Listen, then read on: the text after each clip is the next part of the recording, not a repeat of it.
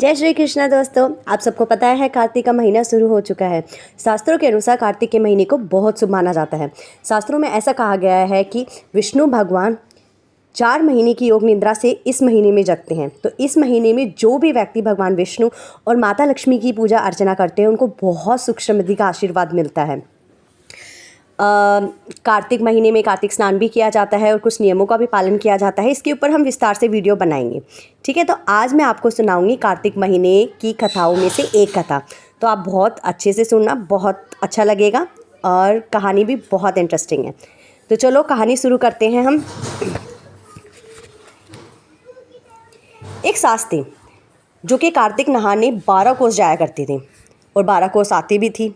उसकी एक बहू थी जो कि गठड़िया में ही पानी डालकर कहती थी, मन चंगा तो कटौती में गंगा। क्या बोलती थी? मन चंगा तो कटौती में गंगा। वहीं गंगा आ जाती है और वो नहा लेती थी। एक दिन सासू की नथ बह गई। किसमें? मतलब वो बेचारी गंगा में स्नान कर रही थी। गंगा में स्नान करते करते सासू की जो नाक की नथ है ना, वो गंगा में बह गई। तो वहाँ पे जहाँ पे घर पर बहू नहा रही थी उसके कटड़े में सासू की जो नथ थी वो उसके कटड़े में आ गई। उसने क्या किया? जैसे ही उसने वो नथ देखी उसने निकाल कर रख ली। सास आई और उदास होकर बेचारी बैठी, बार बार सोच रही थी नथ के बारे में। बहू उनके पास आई तो बहू बोली, अरे माँ जी क्या बात हुई, उदास क्यों बैठे हो? सास बोली, क्या बताऊँ बेटा, आज तो नुकसान हो गया। बहू बोली, क्या नुकसान हो गया माँ जी, बताओ तो सही। बोली, बेटा मैं गंगा में नहा रही थी ना तो मेरी नथ ना गंगा में बह गई। तो बहू बोली, लो वो नथ तो नहाते नहाते मेरे हाथ में आ गई। सास बोली, अरे ये कैसे हुआ? बहू बोली, तुम तो 12 कोस जाती हो और 12 कोस आती हो। मैं तो कटड़े में पानी डालकर कह देती हूँ, मन चंगा तो कटौती में गंगा। गंगा जी यहीं पर आ जाती हैं। उसी में तुम्हारी नथ बह कर आई और मैंने संभाल के रख ली।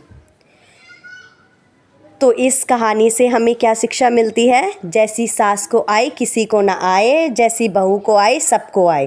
कहने का मतलब ये है कि तुम श्रद्धा से, मन से भगवान को जहाँ जिस स्थान याद करोगे ना, भगवान आपको उसी स्थान पे मिल जाएंगे।